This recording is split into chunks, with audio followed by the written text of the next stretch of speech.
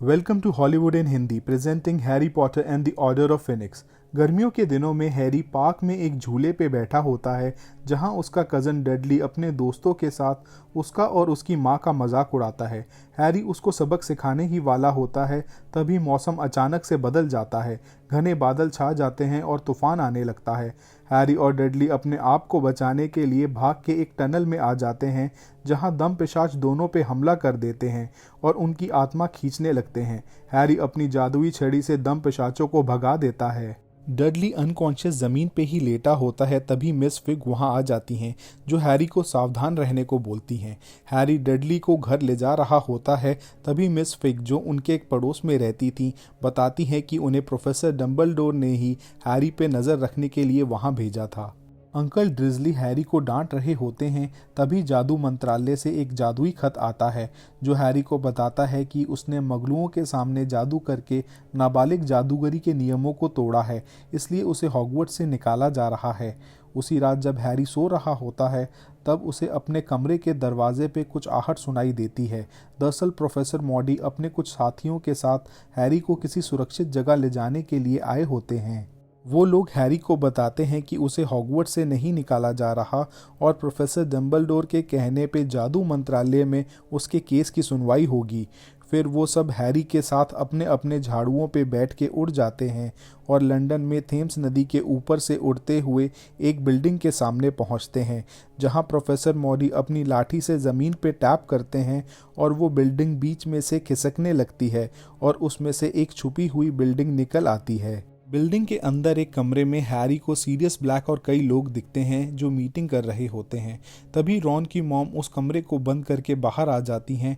वो हैरी का गले लगा के स्वागत करती हैं और उसे ऊपर वाले कमरे में जाने को बोलती हैं। कमरे में हरमाइनी और रॉन पहले से मौजूद होते हैं जो हैरी के पूछने पे बताते हैं कि वो इस वक्त फिनिक्स की फौज के हेडक्वार्टर में है जिसे प्रोफेसर डंबलडोर ने वोल्डेमॉर्ट से लड़ने के लिए बनाया था। हैरी जब पूछता है कि ये सब पहले क्यों नहीं बताया, तब रॉन और हरमाइनी बताते हैं कि प्रोफेसर डंबलडोर ने मना किया था।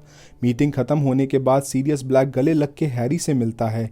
जब सब लोग खाने की टेबल पे एक साथ होते हैं तब हैरी को पता चलता है कि उसके छोटे से केस को जादू मंत्री फज ने बढ़ा चढ़ा के पेश किया है। सीरियस ब्लैक और प्रोफेसर ल्यूपिन बताते हैं कि जो भी बोलता है कि वोल्डेमॉर्ट वापस आ गया है उसके खिलाफ जादू मंत्री फज न्यूज़पेपर में गलत लिखवाते हैं, क्योंकि फज को लगता है कि ये सब प्रोफेसर डंबलडोर की चाल है उनकी कुर्सी छीनने के लिए। सीरियस ब्लैक बताते हैं कि 14 साल पहले की तरह वोल्डेमॉर्ट फिर से अपनी फौज इकट्ठी कर रहा है, इसलिए हम सब लोग भी दोबारा इकट्ठा हुए हैं। मगर इस बार वोल्डेमॉर्ट की नज़र एक और चीज़ पे भी है। तभी मिसेस वीजली सीरियस को रोक देती हैं।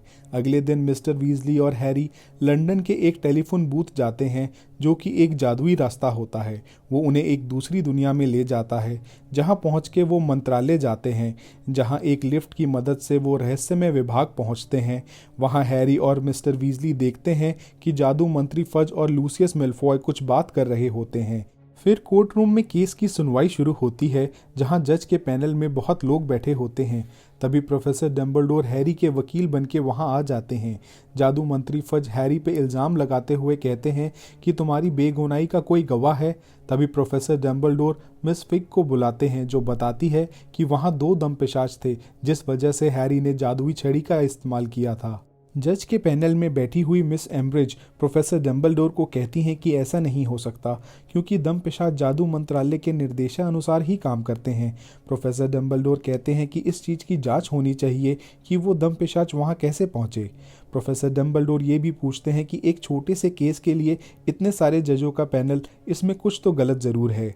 जिसके बाद ज़्यादातर जज हैरी की तरफ होते हैं, इसलिए फज को हैरी के हक में फैसला सुनाना पड़ता है। फिर प्रोफेसर डंबलडोर हैरी से बिना मिले वहाँ से चले जाते हैं। फिर जब प्रोफेसर मॉडी हैरी को सुरक्षित रेलवे स्टेशन छोड़ने जा रहे होते हैं, वहाँ एक काला कुत्ता आ जाता है जो असल में सीरियस ब्लैक होते हैं। वो एक खाली वेटिंग रूम में हैरी से मिलते हैं जहाँ वो उसे फिनिक्स की फ़ौज की पुरानी फ़ोटो दिखाते हैं जिसमें हैरी के दोस्त लॉन्गबॉटम के माता पिता और हैरी के माता पिता के साथ कई अन्य लोग होते हैं। हैरी ट्रेन में बैठ के हॉगवर्ट्स के लिए चला जाता है। हॉगवर्ट्स स्टेशन से उन्हें बगियों में बैठ के आगे जाना होता है। वहाँ हैरी को एक जादुई जीव दिखता है जो बग्गी को खींच रहा होता है, लेकिन हरमाइनी, रॉन और लॉन्गबॉटम को कोई जीव नहीं दिखता। उनकी मुलाकात बग्गी में बैठी लूना से होती है।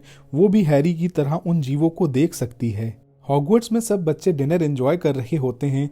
तब प्रोफेसर डम्बलडोर सबका स्वागत करते हैं और बताते हैं कि मिस एम्ब्रिज गुप्त कलाओं से रक्षा की नई टीचर है, जो दिखावा करने के लिए आगे आती हैं और बोलती हैं कि जादू मंत्रालय ने शिक्षा को हमेशा ही महत्वपूर्ण समझा है, और साथ ही बताती हैं कि गलत चीज़ों पर प्रतिबंध लगाना भी बहुत ज़रूरी है, जिससे हैरी और हरमाइनी समझ जाते हैं कि जादू मंत्रालय अब हॉगवर्ट्स पर नियंत्रण रखना चाहता है।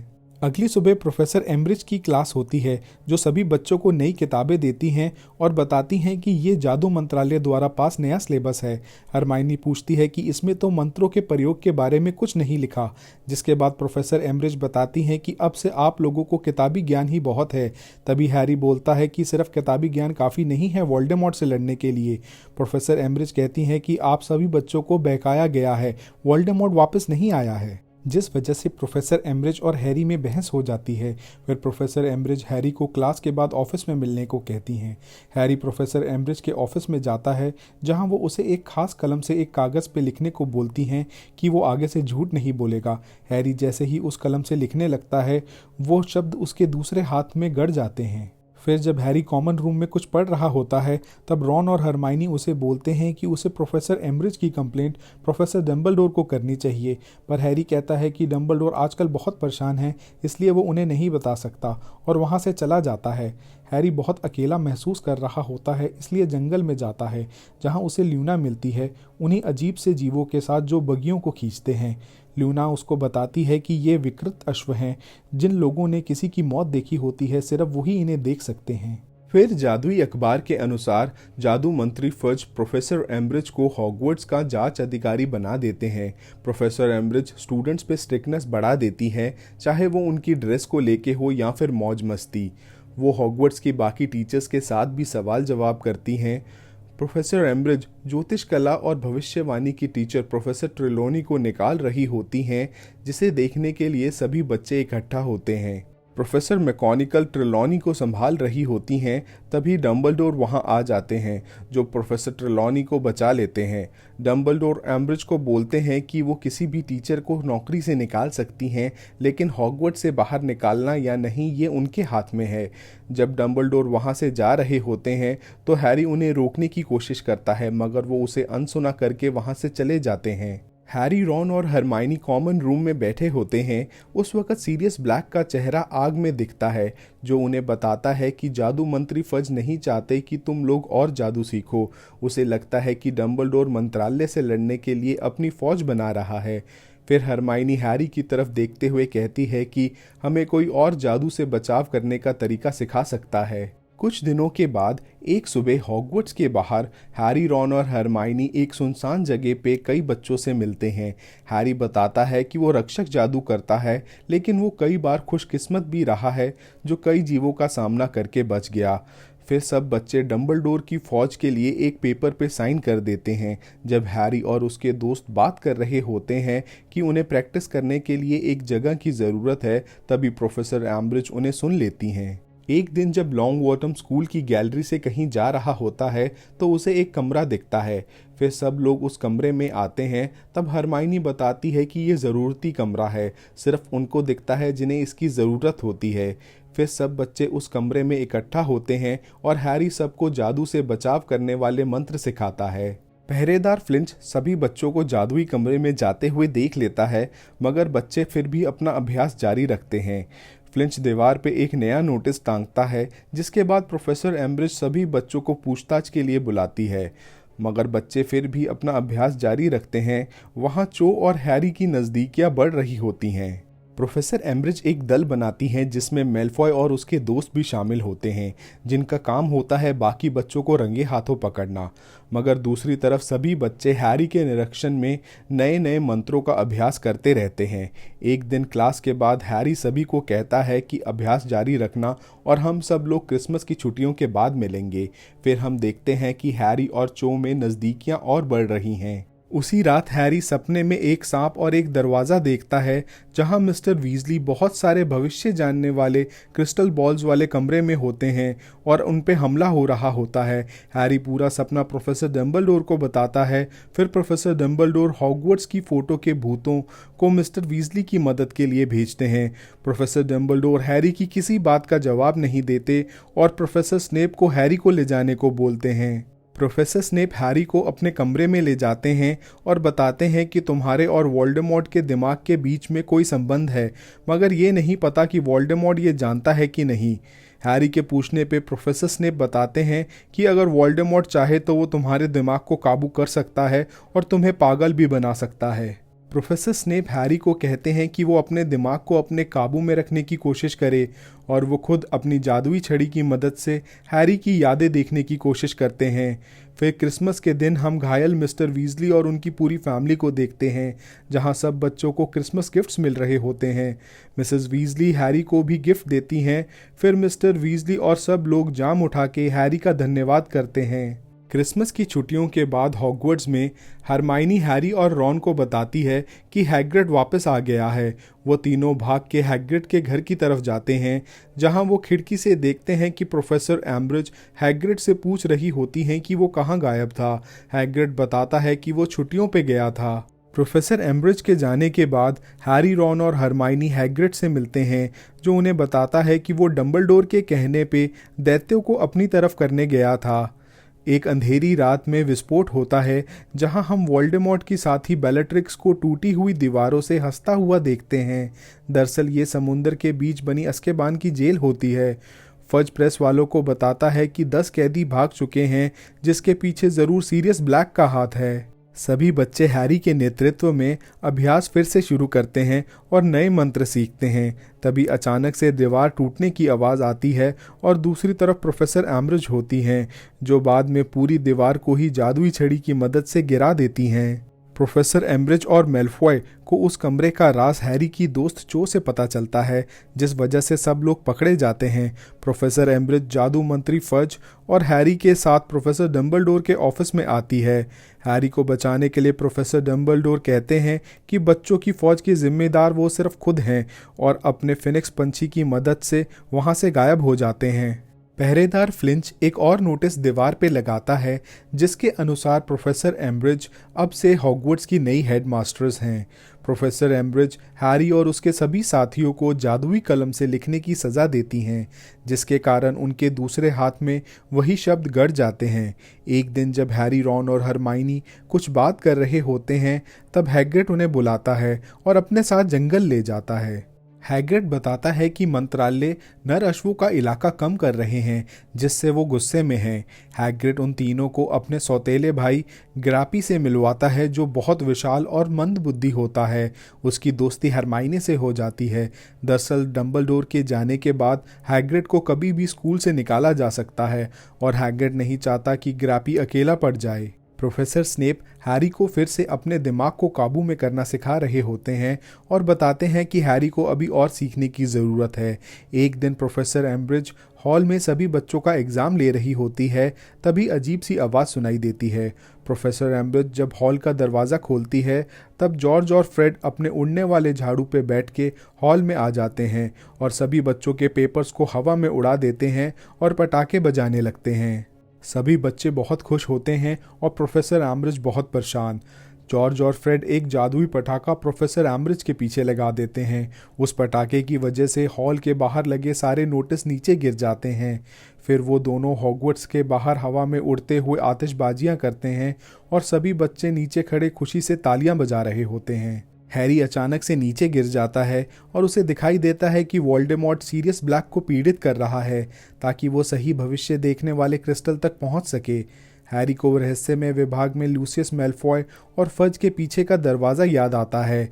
फिर हैरी फैसला करता है कि वो सीरियस ब्लैक को बचाने जाएगा। उसके बाद एक कमरे में रॉन और हरमाइनी हैरी से कहते हैं कि वो भी उसके साथ चलेंगे। तभी प्रोफेसर एम्ब्रिज वहाँ आ जाती हैं और उन सबको पकड़ लेती हैं। प्रोफेसर एम्ब्रिज हैरी से सच जानने के लिए उसे पीड़ित करने वाली होती हैं। तभी हरमाइनी कहती है कि उसे पता है कि डंबलडोर का गुप्त हथियार कहाँ है। फिर हरमाइनी और हैरी प्रोफेसर एम्ब्रिज को चकमा देने के लिए अपने साथ जंगल में ले जाते हैं। वहाँ कई नर अश्व आ जाते हैं जो पहले से ही मंत्रालय से नाराज होते हैं। साथ ही प्रोफेसर एम्ब्रिज एक नर अश्व को जादू से बंदी बना लेती है। उसी वक्त हैग्रिड का भाई ग्रैपी प्रोफेसर एम्ब्रिज को उठा लेता है और फिर नर अश्व प्रोफेसर एम्ब्रिज को ग्रैपी से छीन के ले जाते हैं। उसके बाद हैरी, रॉन, हरमाइनी, जिनी, लॉन्गबॉटम और लूना विकृत अश्वों की मदद से उड़ के लंदन पहुंच जाते हैं। वो सब रहस्यमय विभाग के उसी कमरे में पहुंचते हैं जिसे हैरी ने अपने सपने में देखा होता है। वहां हैरी को वो भविष्य कथन मिलता है जिसकी तलाश वोल्डेमॉर्ट को होती है। तभी लूसियस मैल्फॉय अन्य नरभक्षियों के साथ वहां आ जाता है। फिर लूसियस मैल्फॉय बताता है कि इस भविष्य कथन को सिर्फ वही ढूंढ सकता है जिसके बारे में इसमें लिखा है। साथ ही लूसियस मैल्फॉय ये भी बताता है कि वोल्डेमॉर्ट तुम्हें पैदा होते ही क्यों मारना चाहता था और तुम्हारे सर पे बने इस निशान का क्या राज है। ये सब इस भविष्य कथन में लिखा है। सभी बच्चे नरभक्षियों पे रक्षक जादू करके वहाँ से भागने की कोशिश करते हैं, मगर वो नरभक्षी उन बच्चों का पीछा नहीं छोड़ते। आखिर में गिरती हुई क्रिस्टल बॉल से बचने के लिए वो लोग दरवाजे के बाहर कूद जाते हैं। हैरी और उसके दोस्त अपनी जान बचाने की कोशिश करते हैं, मगर नरभक्षियों के साए हैरी के सभी दोस्तों को पकड़ लेते हैं। फिर हैरी सबकी जान बचाने के लिए भविष्य कथन लूसियस मैल्फॉय को दे देता है। तभी सीरियस ब्लैक वहां आ जाता है जो लूसियस मैल्फॉय को पंच मारता है, जिसके बाद भविष्य कथन नीचे गिर के टूट जाता है। साथ ही फिनिक्स की फौज भी वहां आ जाती है जो सभी बच्चों को बचा लेती है और नरभक्षियों से मुकाबला करने लगती है। तभी बेllatrix सीरियस ब्लैक को जान से मार देती है और वहां से भागने लगती है। हैरी भी उसका पीछा करता है, लेकिन हैरी कुछ कर पाता इससे पहले वोल्डेमॉर्ट वहां आ जाता है। तभी प्रोफेसर डंबलडोर भी वहां आ जाते हैं। फिर प्रोफेसर डंबलडोर और वोल्डेमॉर्ट की शक्तियां आपस में टकराती हैं। वोल्डेमॉर्ट आग से सांप बनाता है तो प्रोफेसर डंबलडोर वोल्डेमॉर्ट को पानी में कैद करने की कोशिश करते हैं। वोल्डेमॉर्ट उस जगह के सारे शीशे तोड़ के प्रोफेसर डंबलडोर की तरफ फेंकता है और वो उसे रेत में बदल देते हैं। फिर वोल्डेमॉर्ट हैरी के दिमाग पे काबू करने की कोशिश करता है। हैरी अपने आप से नियंत्रण खो रहा होता है। तभी हैरी और उसके दोस्तों की प्यार भरी यादों के कारण वोल्डेमॉर्ट हैरी के शरीर और दिमाग से निकल जाता है। उसी वक्त जादू मंत्री फज और बाकी लोग वहां आ जाते हैं और वोल्डेमॉर्ट वहां से चला जाता है। फिर जादुई अखबारों के अनुसार फज इस्तीफा दे चुके होते हैं और प्रोफेसर एम्ब्रिज को भी हॉगवर्ट्स से निकाला जा चुका होता है। आखिर में प्रोफेसर डंबलडोर हैरी को बताते हैं कि वो जानते थे कि वोल्डेमॉर्ट हैरी के दिमाग पे हावी हो सकता है और अगर प्रोफेसर डंबलडोर हैरी से दूरी बनाए रखें तो शायद वोल्डेमॉर्ट का ध्यान हैरी पे ना जाए, जिससे हैरी सुरक्षित रह सकेगा। हैरी कहता है कि भविष्य कथन के अनुसार वोल्डेमॉर्ट और उसमें से एक ही जिंदा रह सकता है। प्रोफेसर डंबलडोर कहते हैं कि हाँ, ये सच है। फिर ट्रेन से सब बच्चे वापस जा रहे होते हैं। तब हैरी, रॉन और हरमाइनी से कहता है कि ये लड़ाई अभी बहुत लंबी है, मगर हमारी दोस्ती और प्यार से हम इस लड़ाई को जीत सकते हैं। Thanks for watching. Do subscribe for more such videos. Also like, comment and share to support us. Thank you.